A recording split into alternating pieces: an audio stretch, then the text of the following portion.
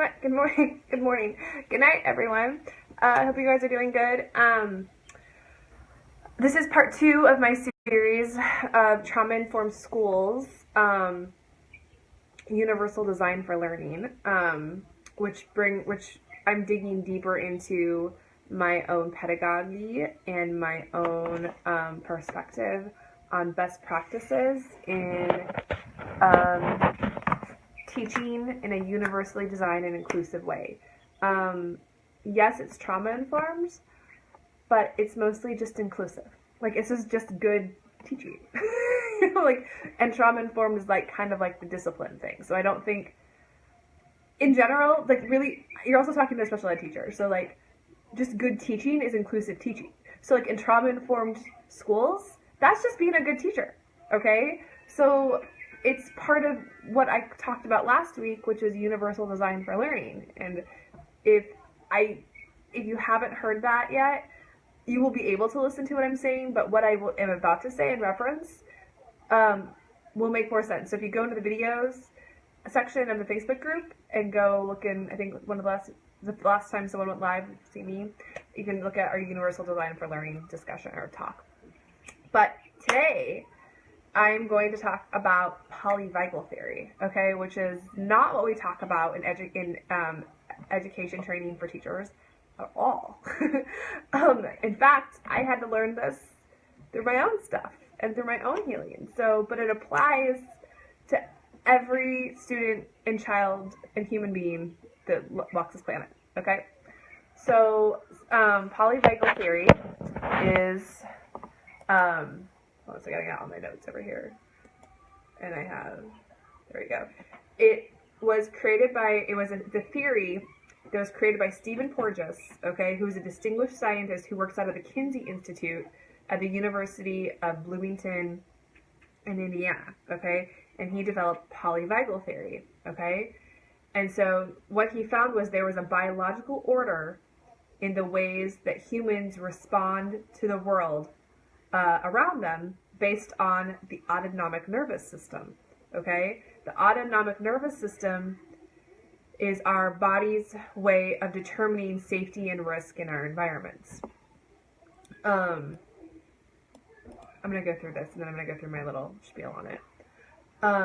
So the autonomic nervous system, if you don't, it's the ANS system, okay? We all have it. It is, I'm literally going to read this from a quote, okay? It's the intent listening that happens far below the thinking parts of our brain and far away from our conscious control. Dr. Porges, okay, the guy we were talking about earlier, understood this and this is not awareness that comes from our perception, our brains, but it comes from neuroception. Neuroception describes the way our autonomic nervous system scans for cues for safety, danger, and life threats without involving the thinking parts of our brain. So since we humans are meaning-making beings, what begins as the wordless experience of neuroception drives the creation of a story that shapes our living. And that's just from Deborah Dana, LCSW, who has a really good write-up for human service providers on the polyvagal theory. Okay, so for teachers and social workers. So it's awesome. I will post it in the comments when I'm done here. I'm actually working off of a webinar that I'm doing for some schools right now. So I'm working off of that part of the discussion. So typically this would be on screen. So polyvagal theory is based off the way our nervous systems respond to threat. Okay, so within polyvagal theory, he says there's 3 modes of responding: immobilized, mobilized, and safe and social. Okay, this is going to get really technical here for a second, but I just really want to make sure we got this, okay? Because it's really important information if we're doing trauma-informed schools, in my opinion, okay? So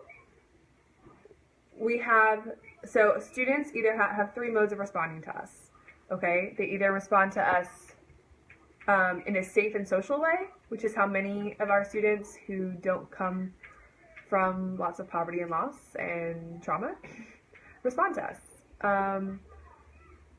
Sometimes there are kids that are not in poverty that respond to us in not safe ways. So trauma doesn't discriminate amongst socioeconomics. Trauma is universal, but we correlate safe and social, I think, with kids that are more compliant, listen to us, listen to adults, are more compliant towards adults. So they are a little bit more engaged with people. There's give and take. There's reciprocity between giving and taking in a relationship. Then we have your mobilized kids that are like, and adults. This isn't just kids. This is us too. Your mobilized kids who are like have tons of energy and like are also hypervigilant. The ones that throw things. The ones that they kind of will easily jump to conclusions. You know, the ones that call names out first. They'll pick fights. Those are your mobilized ones, the ones that go into hyper arousal. And then you have the immobilized ones, okay? This is what we call the dorsal vagal. It's part of the parasympathetic nervous system, okay? And they are your ones that turn off, okay? That go to sleep, that disassociate, go into low energy, okay? So that's our three modes. So we have immobilized in the dorsal vagal part of the parasympathetic nervous system. Those are the ones that go to sleep, that are low responders to what's going on around them, not really responsive to people around them.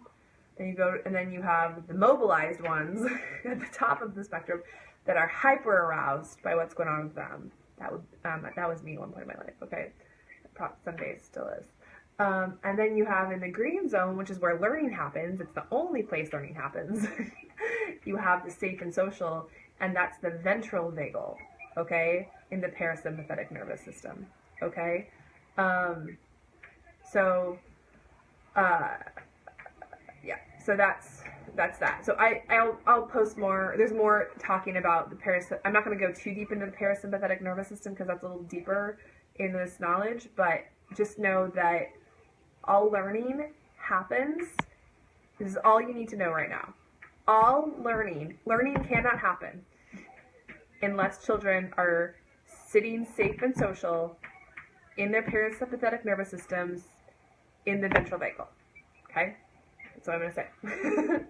So, learning does not happen when kids are turned off and when kids are hyped in fight mode, okay, or flight mode. Like, learning's not happening in the other two. Learning can only happen in safe and social. Okay, so there we go. Let's see. So here's some examples of the dorsal vagal, which is that low energy. Here's some examples of kids that would be considered low in the coming into that mobilized state, that kind of frozen state of responding to threat in their environment. Low energy, collapsed body, head hanging down, head on desk, absence of eye contact, limp limbs. So the high energy, the kids that go into like the other end of the spectrum, hyper immobilized kids, the ones that that I talked about, the ones that are like ready to fight, the real anxious ones, the Tiggers, let's say, of the world. If you want to go to Winnie the Pooh, these are like our Tiggers. The kids that we were talking about earlier that are immobilized, it's like our Eeyores. These are our Tiggers, okay, of the Winnie the Pooh analysis of polyvagal theory. So these kids are high energy, they yell, lots of physical aggression, lots of times they will be opposition defiant. Sometimes these will be your kids that steal and lie. These are all protective mechanisms for their environment. They're not even aware they're doing this. This is just how they survive. And then they're also the ones that'll throw temper tantrums as well. So, then in the middle we have our Winnie the Poohs, the safe and social. Here's what would be considered safe and social. So calm, cooperative, content, pro-social language and behaviors, able to be high energy, but the child is in control of themselves. Okay, so that's considered safe and social in the polyvagal theory.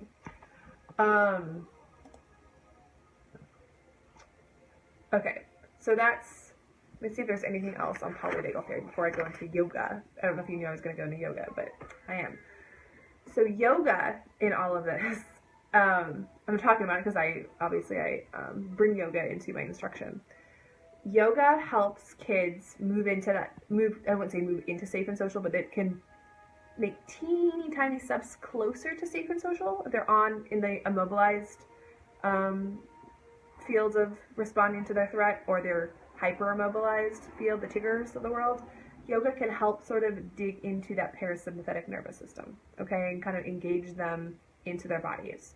So yoga helps our students, regardless of ability or disability, okay, by being able to move into a state of social openness, not fully, but closer, okay, closer. Because I don't like to say, like, if you do yoga, like, your kids are going to feel safe, because I don't think yoga is a magic bullet, but I think it has the potential to help it move into that state, if you try, if conditions are right and they feel safe, okay, they can move closer to feeling safe and social. They might be hyper aroused or immobile a little bit, but like, you can move closer to it, because they're moving into their bodies, they're paying attention to their bodies, they're paying attention and learning how to control their bodies. Yoga helps increase body awareness and motor development and sensory integration and proprioceptive awareness, vestibular balance and coordination, focus and concentration. It also increases energy, strength, and self-regulation and co-regulation. And I want to talk about co-regulation because that's a big part of I'm going to go off here for a second. Co-regulation is really important because we always want kids to self-regulate, but we need kids to co-regulate too, and we need them to feel safe with other people. Okay, so co-regulation, I think, is just as important as self-regulation. Okay, we need to learn how to feel safe and social with other people, not just with ourselves. Okay, and yoga can help kids learn how to co-regulate as well. Yoga also helps students to learn a healthy locus of personal control. It has the potential to teach older students to advocate for their own needs, and feel less overwhelmed, and know how to and know when to take maybe some yoga breaks when they're in the classroom. Just better self-awareness on their own levels of threat response. It kind of goes into that internal awareness that many kids that have experienced lots of struggles have experienced. So let's see. Okay, so that is polyvagal theory in a nutshell.